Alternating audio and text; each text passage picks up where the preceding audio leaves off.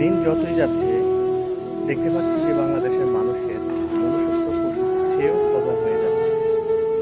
তারা হায়াল জানোয়ারের চেয়েও নিকৃষ্ট জাতিতে রূপান্তরিত হচ্ছে।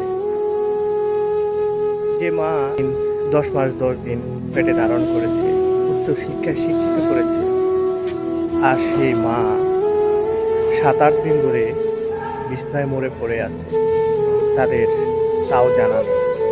এমনকি মা যে রুমে থাকেন সেই রুমটা মনে হয় যেন কত বছর ধরেও কেউ ক্লিন করেনি। তোমরা যদি মায়ের সেবা যত্ন নাই করতে পারো, একটা লোক রেখে দিতে পারতে। তোমাদের তো আর টাকা পয়সার কোনো কিছুর অভাব ছিল না। মায়ের প্রতি অনীহা, অযত্ন, অবহেলা কত নিকৃষ্ট মানুষ হলে তা করতে পারে তা আমার ভাষায় জানা